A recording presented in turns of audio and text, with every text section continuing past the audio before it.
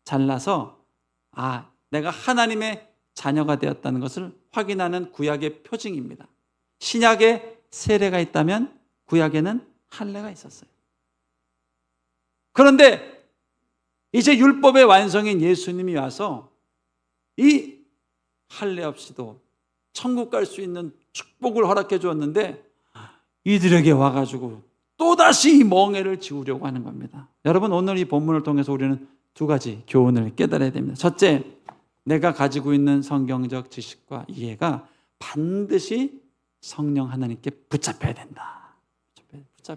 여러분, 한 가지 지식을 알고 있더라도 우리 진리의 성령님께 붙들린 지식이 되길 축복합니다. 나도 살고 남도 살립니다. 또 하나, 우리 예수님은 우리 인생의 멍에와 수고를 항상 대신 져주려고 합니다. 근데 사단 마귀는 우리에게 자꾸 또 다른 멍에와 수고를 안기려고 합니다. 마태복음 11장 28절 보면 우리의 멍에를 대신 져주시는 주님의 은혜를 이렇게 소개하고 있습니다. 수고하고 무거운 짐진 자들아 다 내게로 오라. 내가 너희를 쉬게 하리라. 할렐루야. 어떤 멍에가 있어도, 마음에 짐이 있어도 주님 앞에만 나오면은 우리 주님은 멍에를 벗겨주십니다. 내게 맡겨라. 그 무거운 책임감 내게 던져라. 그 무거운 내게 다 던져라. 내가 다 맡아줄게. 이게 주님의 복음이 가지고 있는 축복입니다. 반면에 마귀는요, 우리 인생에 또 다른 멍에와 또 다른 질고를 주려고 합니다.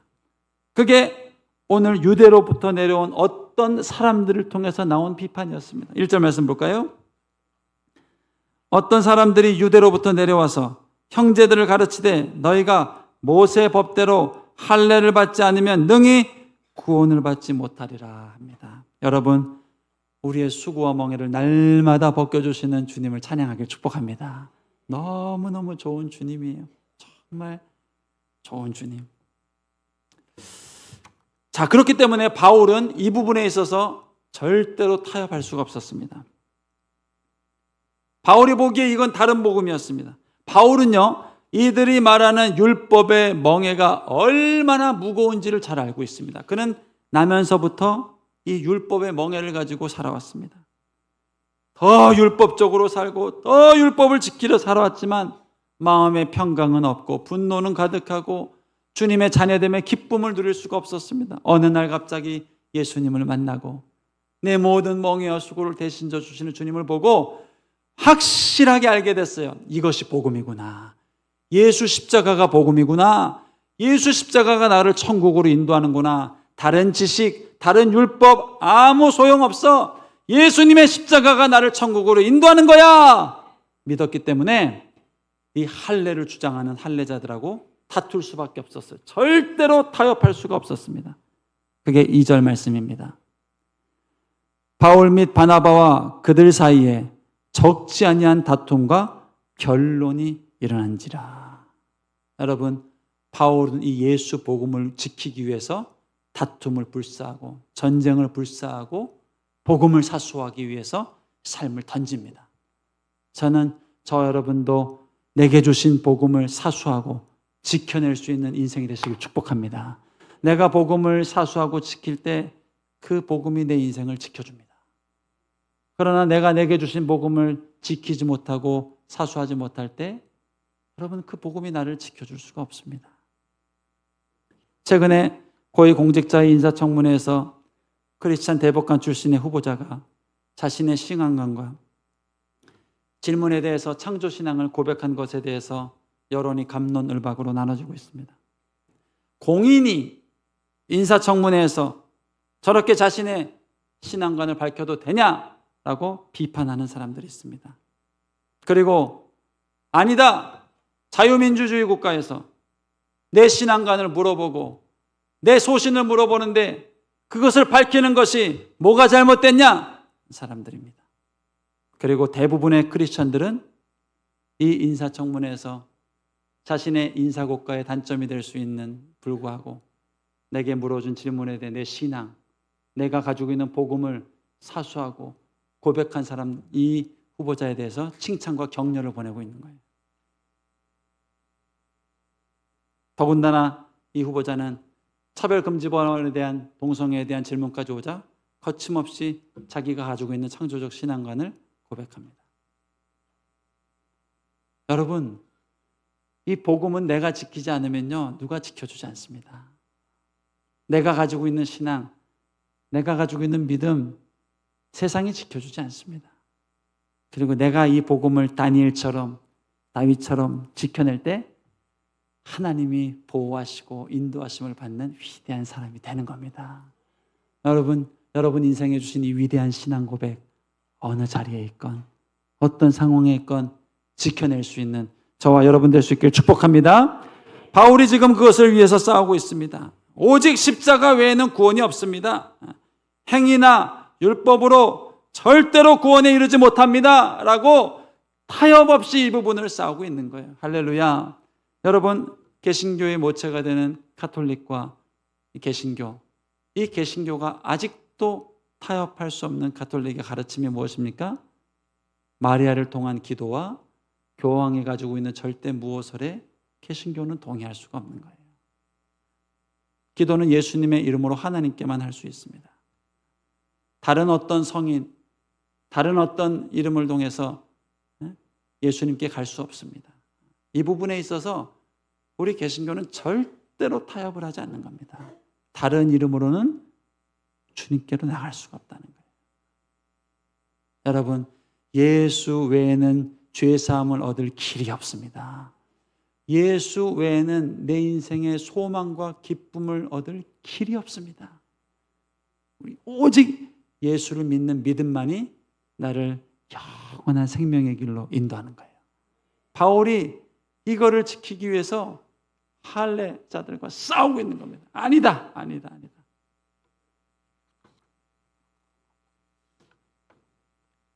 최근에 대법원이 동성 커플 건강보험 피부영자 인정 판결을 내렸습니다. 동반자의 법적 권리를 처음 인정한 판결입니다. 그리고 대만과 미국의 사례를 보면 향후 2년 내에 동성혼 결혼도 인정하는 법안이 만들어졌습니다. 창조신앙을 고백하고 하나님께서 남자와 여자를 창조하셨다는 신앙을 고백하는 우리에게는 너무너무 가슴 아픈 일이죠. 그뿐 아니라 비록 신앙이 없다 하더라도 유교적 문화와 신념을 가진 이 대한민국 사회에서는 너무 앞서가는 판결입니다. 그런데 감사한 것이 이를 계기로 그리스도인들이 한 목소리를 내기 시작했습니다. 광화문파나 촛불파나 할 것 없이 모든 그리스도인 교회 목회자들이 한 목소리를 내기 시작했습니다. 여야를 떠나서 내 신앙적 색깔이 보수냐 진보냐를 떠나서 또 세대 간의 차이를 떠나서 그리스도인들이 교회들이 목회자들이 한 목소리를 내기 시작했습니다. 그리고 10월 27일 대규모 집회도 함께 동참하며 기도하고 계획하고 있습니다. 교계의 좌우를 대표하는 목회자들도 여기에 한 목소리를 내며 동참하고 있습니다. 우리에게 허락된 복음, 또 우리의 믿음의 순교자들이 지켜준 이 창조신앙을 여러분, 내가 지켜내지 않으면 누가 지켜주질 않습니다. 여러분, 이 내게 허락된 복음을 지켜내고 사수하고 기도의 방파제를 세우고 그리고 하나님의 승리를 이뤄내는 저와 여러분의 삶이 될 수 있기를 주님의 이름으로 축복합니다. 많이 울어야 됩니다. 정말 눈물이 많이 나와야 됩니다. 하나님의 나라는 처음에는 의로운 분노로 시작이 됩니다. 그러나 이 분노로는 하나님의 나라가 이루어지지 않습니다.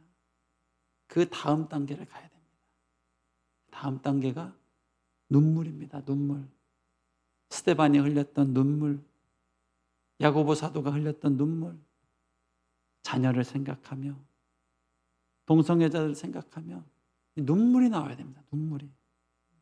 나라와 민족을 위해 울게 하소서. 하나님, 우리 상주교회 이 다음 세대를 생각할 때, 주님을 사모할 때 예배마다 눈물이 넘쳐나게 하시고 기도할 때마다 우리에게 눈물을 허락하여 주십시오. 그때 하나님의 기적이 나타나는 겁니다.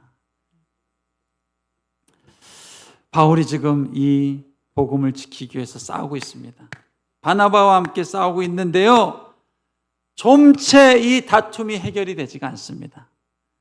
그리고 성도들 사이에도 예수님을 믿고 있지만 할례를 이해하고 받아야 된다고 생각하는 사람들이 동조하고, 이 안디옥 교회가 좀채로 이 문제가 정리가 안 되고 있습니다. 그런데 정말 감사한 것은 무엇인가? 이 안디옥 교회가 멘토 교회를 가지고 있었습니다. 그게 바로 예루살렘 교회입니다. 예루살렘 교회. 기둥 같은 사도 야고보와 베드로, 그리고 공생의 기간 예수님의 말씀을 직접 경험했던 제자들이 있는 이 예루살렘 교회, 이 멘토 교회가 있었어요. 그래서 이 문제가 봉합이 되지 않자 바울과 바나바를 그 교회로 보내서 우리 멘토 교회에 좀 부탁을 해서 이 문제를 정리해달라고 좀 요청을 해라 라고 얘기를 합니다. 그게 2절 말씀, 후반부의 말씀입니다. 2절 후반부 말씀입니다. 형제들이 이 문제에 대하여 바울과 바나바와 및 그 중에 몇 사람을 예루살렘에 있는 사도와 장로들에게 보내기로 작정하니라. 그리고 나중에 알게 되겠지만 이 예루살렘 교회에서 이 문제를 깔끔하게 정리해 줍니다. 성령의 음성을 듣고 진리의 말씀을 깨닫고 있는 이 위대한 멘토 베드로와 야고보 사도가 이것을 성경적으로 명확하게 답변을 내려줍니다. 그리고 안디옥 교회에 명령을 하니까 교회가 할렐루야, 이것이 하나님 뜻이구나 하고 진리를 수호하면서 계속해서 부흥성장하는 교회가 됐단 말이에요. 여러분, 저는 저와 여러분이 예루살렘 교회와 같은 이런 멘토 인생이 될 수 있기를 축복합니다. 누군가 신앙적 문제가 생기고, 누군가 신앙적 이해에 어려움이 생기고, 인생에 풀리지 않는 문제를 만났을 때 명확하게 하나님의 뜻을 말해주고, 명확하게 주님이 가지고 계신 계획을 알려주고, 하나님의 뜻을 명확하게 소개할 수 있는 그런 영적 멘토가 될 수 있기를 축복합니다. 지금 한국 교회가 안타까운 것은 이 교계에서 다툼이 생겼을 때 이것을 중재해 줄 멘토 교회나 멘토 목사님이 안 계신다는 게 안타까운 점입니다. 보수와 진보가 대립을 할 때 중재해 줄 멘토 목사님이 부재하고, 세대 간에 다른 이견이 있을 때 이것을 중재해 줄 멘토 목사님이 부재합니다. 원래 부재했나? 아닙니다. 불과 20-30년만 해도 많은 원로 멘토 목사님들이 계셨습니다. 대표적인 멘토가 한경직 목사님이죠. 교계의 어떤 갈등이나 어떤 사상적 대립이나 이데올로기적 갈등이 있어도 한경직 목사님의 코칭 앞에서 하나 되고 갈등이 잠잠해졌습니다. 연초가 되면 장로교나 감리교나 순복음이나 할 것 없이 큰 교회 목사님들이 한경직 목사님을 찾아가서 인사드리고 축복을 받고, 이 멘토 목사님이 계셨어요. 지금 교계가 안타까운 점은 예루살렘 교회 같은 멘토 목사, 멘토 교회가 부재한다는 게 안타까운 점입니다. 교계만 그럴까요? 우리 교회도 그렇고 가정도 그렇습니다. 내 인생의 문제, 신앙적 위기, 갈등이 생겼을 때 이것을 중재해 줄 멘토십이 있어야 되는데, 이 멘토가 부재하면요, 오늘 이 안디옥 교회가 바울과 바나바 혼자만의 힘으로는 안 되는 거예요. 누군가가 이보다 앞서서 말씀을 이해하고 주님의 뜻을 명확히 알고 있는 사람들의 코칭이 필요하단 말이에요. 저도 여러분도 특별히 우리 항존직 리더십들 이런 영적 권위가 있길 주님의 이름으로 축복합니다. 하나님이 주기를 원하십니다. 이런 영적 멘토십을 허락하기를 원하십니다.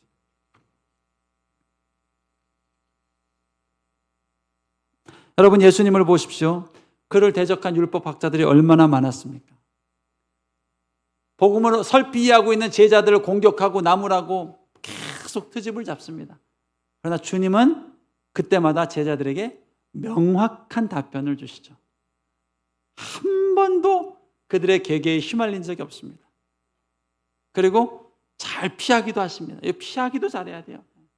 마귀와 싸움도 잘해야 되고요. 그리고 3년간 십자가 질 때까지는 죽으면 안 돼요. 오래 피하고 이렇게 잘 피하기도 해야 돼요. 그리고 이 멘토이신 예수님의 가르침을 받은 제자들이 얼마나 성령 충만함으로 교회가 위기에 빠질 때마다 아나니아 삽비라는 구약의 인물이죠. 여기 사도행전 인물 맞죠? 이 헌금, 이 문제가 생겼을 때 정리해주고, 또 헬라파, 히브리파 과부들 돕는 거에 이견이 생겼을 때 쫙 정리하고. 여러분, 이런 멘토가 돼야 됩니다. 가정에서도 우리 자녀들이 인생의 문제를 만났을 때, 또 크고 작은 위기를 만났을 때 잔소리를 넘어서서 정말 주님의 지혜로 길을 인도해 줄 멘토 역할을 해야 돼요. 교회도 그런 역할을 해야 돼요. 리더십들도 그런 역할을 해야 됩니다. 지금 안디옥 교회에서 바울과 바나바가 이 문제로 싸움을 하고 있는데, 딱 문제를 듣고 회의를 하다가 베드로와 야고보는 답변을 갖고 있습니다. 이미 하나님이 말씀해 주셨습니다. 그리고 그대로 선포하자 교회가 다시 평안해집니다. 저는 여러분이 이런 영적 피스메이커가 될 수 있게 축복합니다. 하나님이 내게 그 권위를 주길 원하십니다. 말씀 앞으로 나아가고 끊임없이 기도하고 진리의 성령님을 사모하며 나아가면 우리에게도 이런 놀라운 영적 멘토십을 허락할 줄로 믿습니다. 그렇게 승리하는 저 여러분 삶이 될 수 있기를 주님의 이름으로 축복합니다. 우리 함께 기도하겠습니다.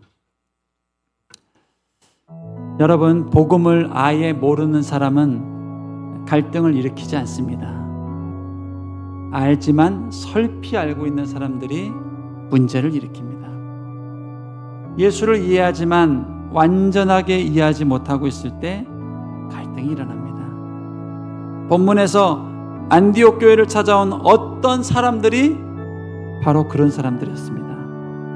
그러나 복음을 제대로 알고 십자가의 메시지를 분명히 이해하면 갈등을 일으키는 것이 아니라 부흥을 일으키는 주역이 되고,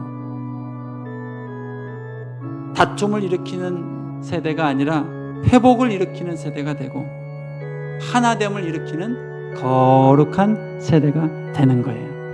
하나님은 저와 여러분을 이 시대에, 이 마지막 시대에 그러한 주역으로 세우기를 원하시는 것입니다. 주님, 나도 예루살렘 교회와 같은 하나님의 멘토가 될 수 있도록 축복하여 주시옵소서.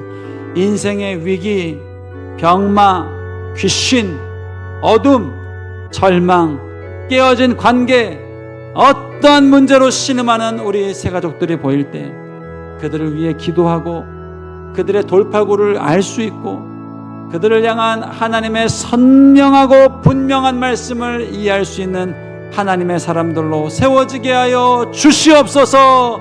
주여 한번 부르고 기도하겠습니다. 주여.